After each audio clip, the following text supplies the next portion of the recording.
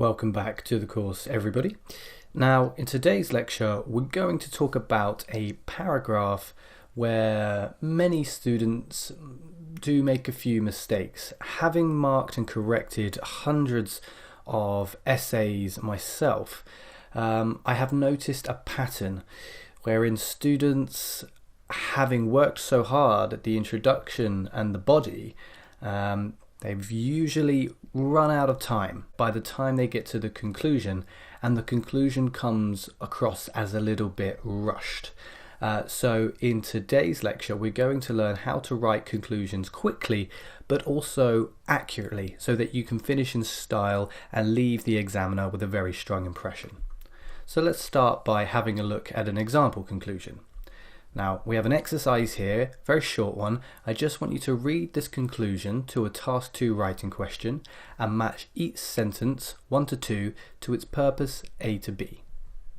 So, in conclusion, although renting can be useful for people who need a home on a short-term basis, this convenience comes at a high cost.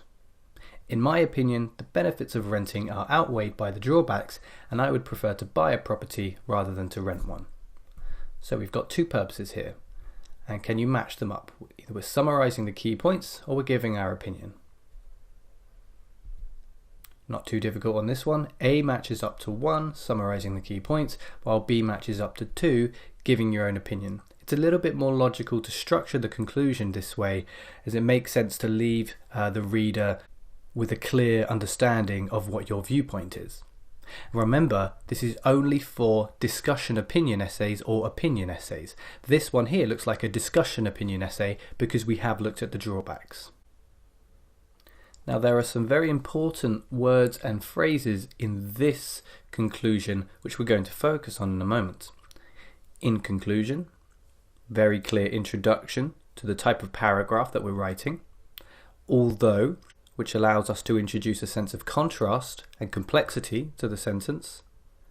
And in my opinion, where we're giving some language which makes it very clear what we're doing in this sentence.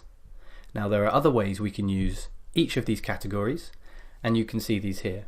Introducing a conclusion, very simple, in conclusion, or to sum up, or having looked at both sides.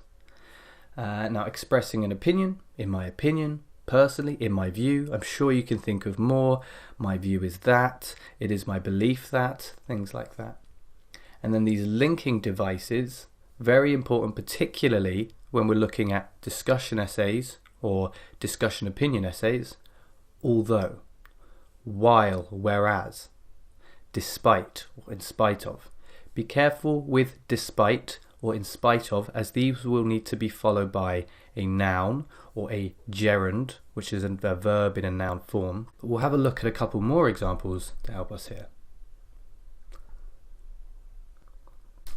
So you can see how we've used the language on the previous slide to create a very coherent and cohesive and accurate conclusion here. To sum up, while there are disadvantages to handwriting, such as compromised readability and a greater time commitment, these must be weighed against the cultural and practical benefits that handwriting offers. Personally, I feel that these benefits outweigh the drawbacks. Another conclusion. In conclusion, despite the convenience and lower cost homeschooling offers, we must take into consideration the dangers of fewer social opportunities and real-world experience. In my view, these drawbacks outweigh the disadvantages, and I would not want to homeschool my children. There is something very important to take into consideration here as well, and that is that we are not just saying that there are pros and cons. We are not just saying, yep, so in conclusion, there are some advantages and disadvantages. Personally, I think the advantages outweigh the disadvantages. We're not saying that.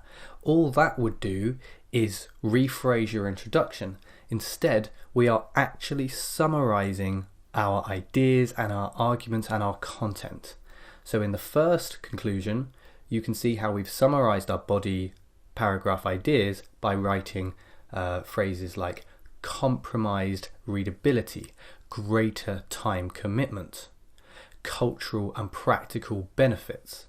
And in the second conclusion, you can see convenience and lower cost, dangers of fewer social opportunities and real-world experience. So a very clear summary of the ideas put forward in the body of the essay. Let's move on to look at a problem and solution conclusion, because this is a little bit different to the other structures.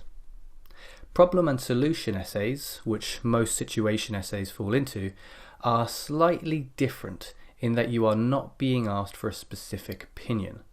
So in this conclusion, after summarizing the content of your essay, summarizing what the problems are, you should state who you think the responsibility for solving these problems lies with. So let's have a look at an example. In conclusion, although modern cities face a variety of problems, such as crime and air pollution, these problems are not insurmountable. As you can see in the bottom corner there, insurmountable just means impossible to overcome, impossible to tackle. In my view, it is the government's responsibility to tackle these issues, and they should begin by considering some of the solutions proposed above. Again, it's a nice rhythm to the conclusion here, nice and fluent and coherent, and we haven't just said there are problems. We've actually said what they are: crime and air pollution. Okay, and we've made a very clear statement as to who we think should tackle the issues: the government. So we summarize the key points, and then we state who the responsibility lies with for problem and solution essays. Again, just to point out a few pieces of useful vocabulary, some nice expressions. Face a variety of problems. Face collocates very strongly with problems, and these problems are not insurmountable.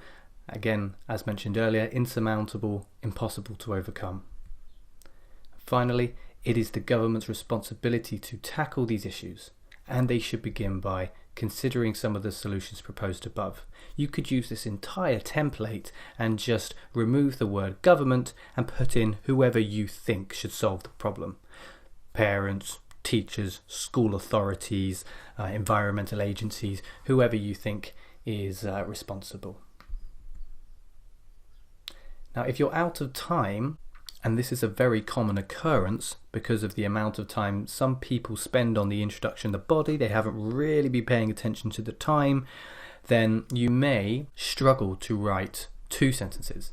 And if that's the case, you can just write 1 sentence. And there is an advantage to writing 1 sentence as well.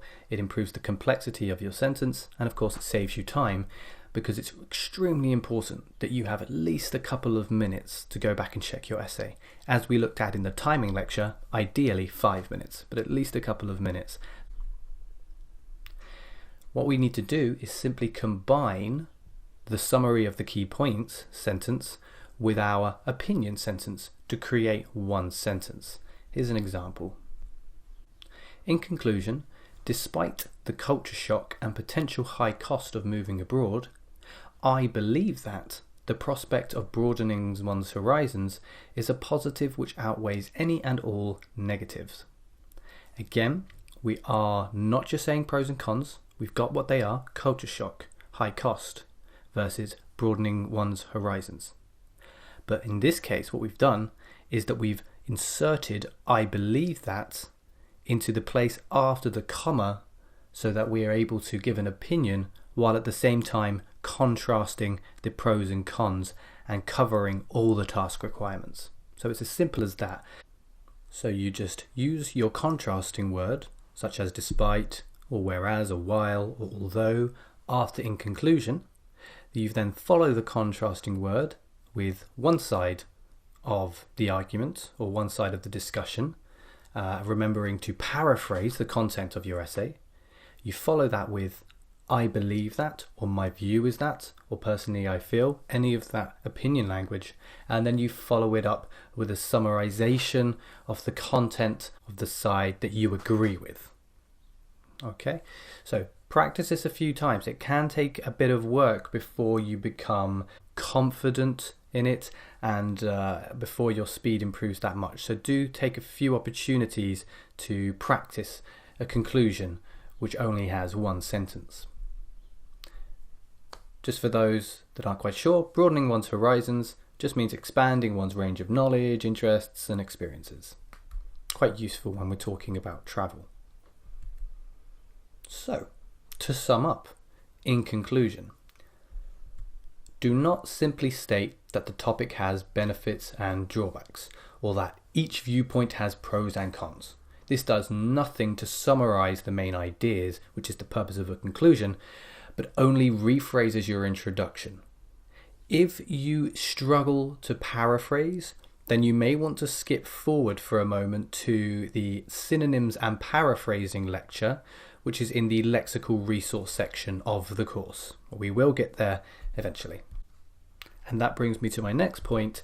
Do try to paraphrase the content of your essay. If you write greater affordability as an advantage in your body, try something like less expensive in your conclusion. Again, paraphrasing, lexical resource section, we will come to this. Finally, do not add any unnecessary information in your conclusion. This is a waste of time, and you should try to save as much time as possible to check for errors in your work. That's much more likely to improve your score than adding unnecessary information. So there we go, conclusions. We've now reached the end of the essay, so we can talk about how to improve the essay as a whole in the remainder of this course.